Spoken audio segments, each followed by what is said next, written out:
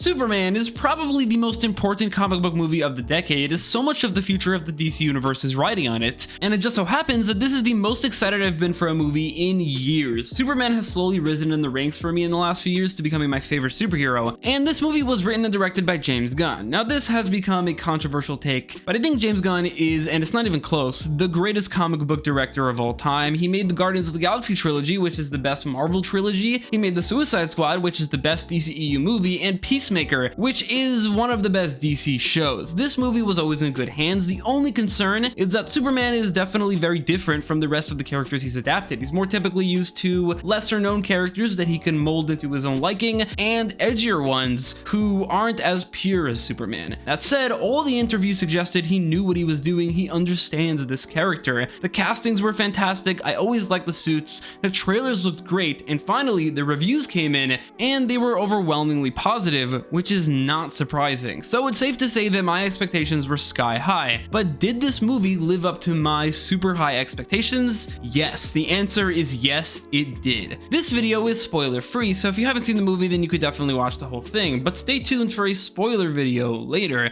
and make sure to subscribe and become a member of the noble tier or above for early access to certain videos, and let's begin. So frankly, I like this movie exactly as much as I expected to, which is a lot, so that's definitely a good thing. David Corenswet is perfectly cast as Clark and Superman, giving them both a ton of personality and humanity, mixed with a lovable, dorky vibe to him. He goes through an arc in the movie that is sort of like Captain America's arcs throughout the MCU. The world doesn't change him, he changes the world, but also along the way, things happen that make him doubt his virtue, which is what you want from this type of character, and it's pulled off wonderfully. He represents kindness and doing the right thing, and he's just a joy to watch because of it. I mean, Superman is just a wonderful character when he's done right, and honestly, it's not that hard to do him right. You just have to make him kind and caring and full of life and personality, and David Corenswet definitely nails that alongside James Gunn's writing. We have a generational portrayal of Superman here, one that I can absolutely see leading this cinematic universe into greatness in the coming decade. Clark and Lois have very good chemistry together, and the romantic conflict is engaging mostly because of that long interview scene, which quickly establishes these characters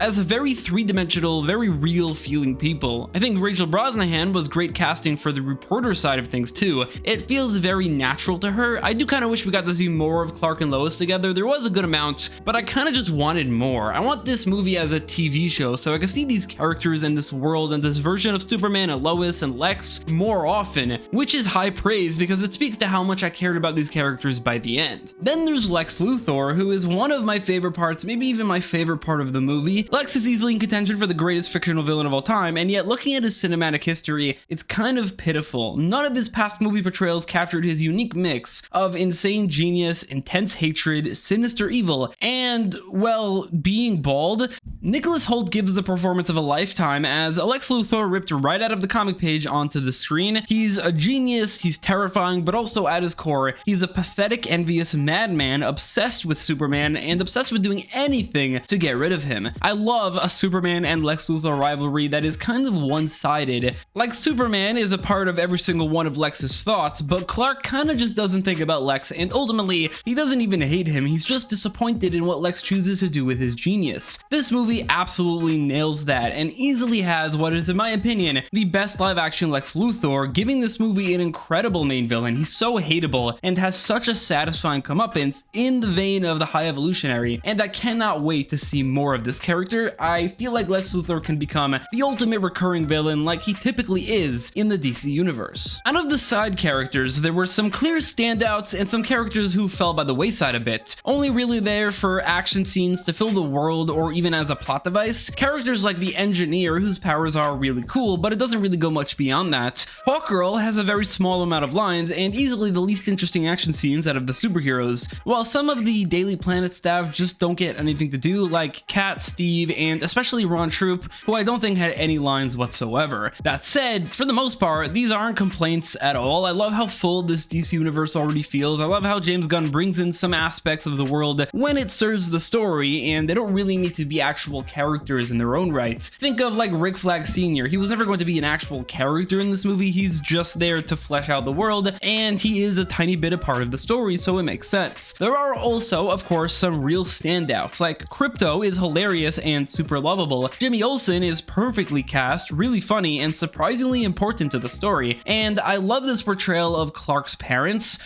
Jonathan especially gave this movie its most emotional moment easily. Metamorpho looks great, and his role in the story makes a lot of sense, while his powers are used very creatively. Nathan Fillion kills it as Guy Gardner, definitely really fitting the character. He's very entertaining, as Guy Gardner always is, and I cannot tell you how awesome it was to finally see a Green Lantern on the big screen and using the Green Lantern powers, referencing the Green Lantern Corps. Literally, I've never seen that before. I did not watch the 2011 movie in theaters, so this is the very first time. But Mr. Terrific is the clear standout from these heroes, maybe outdoing Superman for the best action scene in the movie, and I just think the Justice Gang's appearance in this movie gave it a Justice League Unlimited type feel, like it was an episode focusing on Superman where other heroes tag along, and it especially felt that way, and it felt more like a comic book universe since you never see these characters out of costume. Mr. Terrific, for instance, wears his mask in, I think, literally every single shot he appears in. He never takes it off, and I hated how often live action superheroes take off their masks because that's not what comics or cartoons are like at all. Mr. Terrific is literally never seen without his mask, Guy Gardner without his costume, and Hawkgirl without hers, and I absolutely love it. Delving into the story, I will say, without getting into spoilers, that the trailers don't quite give away what the movie is truly about. They do give away too much in terms of showing us too much of the movie and too many action scenes. I try to avoid trailers, but still I saw too much. I wasn't surprised by as much as I would have hoped. Ultimately, however, in terms of the story, there's one single driving force behind the true conflict, which brings all the surrounding, seemingly unrelated conflicts together under one umbrella, and thus narratively, it's very tight. I can't say much without delving into spoilers, but I will say the story is great, the side stories are great, the pacing was nearly perfect, and the ending, it just left such a huge smile on my face after 2 hours of most scenes doing the same. And I'd say that's this movie's biggest strength. It'll make you feel really good, it'll make you really happy, and if you didn't already, it'll make you fall in love with Superman. As previously mentioned, Jonathan Kent gave us the movie's emotional peak, but there's much more than that. There's Clark and Lois, there's Lex's hatred, there are moments where you feel Superman's pain when he fails, you feel his connection to humanity, his love for Earth, his love for Crypto despite how terrible he is, and another thing that isn't a spoilers that is maybe even bigger than anything else, every emotional beat lands and the emotional stakes are nothing to scoff at, which serves to enhance the story because if you care about the characters, you'll care about the action a lot more than otherwise. James Gunn is known for a lot of things, but two of the things he was forced to tone down for this movie in contrast to all of his others, which are the music and comedy. The movie is funny, Crypto, Jimmy Olsen, and the Justice Gang, and hell, even Superman, are all very funny at times. Lex Luthor even has his moments, but this is clearly less comedic than the Guardians movies or the Suicide Squad, but that's definitely a good thing. That level of humor wouldn't have worked here with a character you need to take a bit more seriously. I think a perfect balance was struck that fits Superman to a T. Superman is funny and emotional and lighthearted and action-packed and serious, all in one pretty amazing package. Musically, this is James Gunn's most score-heavy movie, which again fits better for Superman, but also Gunn absolutely excels at the needle drops.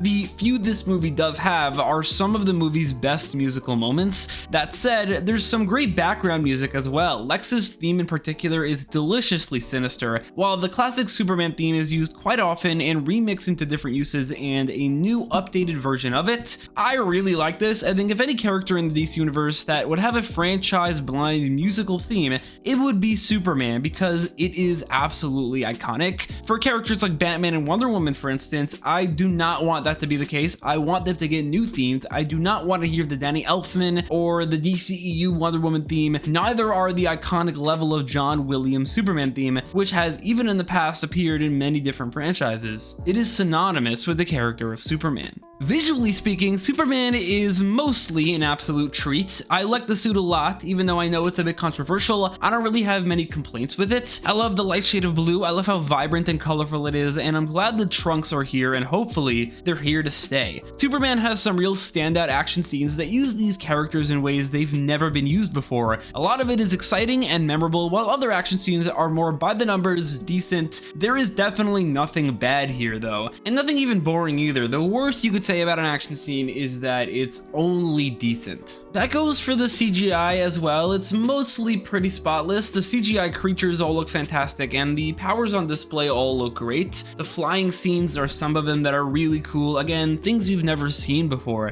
Metropolis, I think, could use a bit of an update visually the next time we see it, like make it look more distinct, but I do like the look of the inside of the Daily Planet and the fact that it has the globe on top, and the Fortress of Solitude, while Lex's Pocket Universes give us easily the movie's most interesting visuals, especially in the latter half. Now, I won't sit here and say that this movie looks incredible. The cinematography isn't typically all that breathtaking. There are far better looking movies out. In James Gunn's repertoire, Guardians 1 and The Suicide Squad, for instance, look a lot better. The Batman has far better cinematography, but generally speaking, I like the look of this movie. I like how bright and colorful it is. I like how bright and colorful this world is, and I would love to see more of this type of visual universe. As a final point, Superman, like Creature Commandos before it, is a masterpiece of world building, just incredible for settling you into this world, introducing all the important Superman characters, but also the Justice Gang and Lord Tech, Argus, Rick Flag, and some of the leaders of certain countries, some great references here and there, and certain moments that directly set up upcoming projects, a couple cameos that I won't spoil. Superman is the perfect entry point for the DCU, which is entirely intended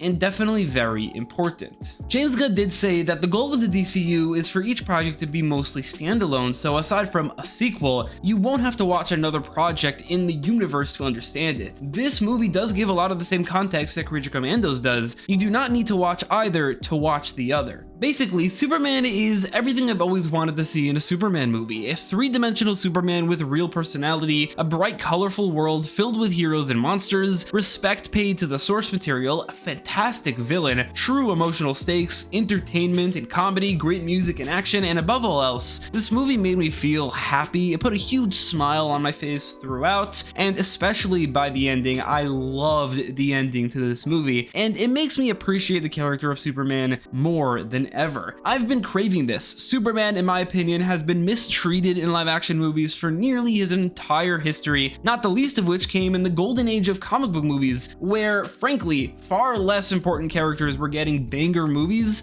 like Iron Man and Captain America. Not to say that they're bad, but Superman deserves so much more than what he got. I did not care about that Superman. I was emotionless when he died, couldn't care less when he came back, did not care about his relationship with Lois or his parents. Now, which we did already have on TV, we have a Superman full of life, full of color, of kindness, one that makes me cry when his father tells him he's proud of him, or cheer when he kisses Lois or defeats Lex Luthor. One that reminds me why Superman is, I think, the greatest superhero of all time, and I just cannot wait for more. I want to see this character become the face of superhero movies for the next 2 decades. An absolute 10 out of 10. James Gunn, yet again, outdoes himself.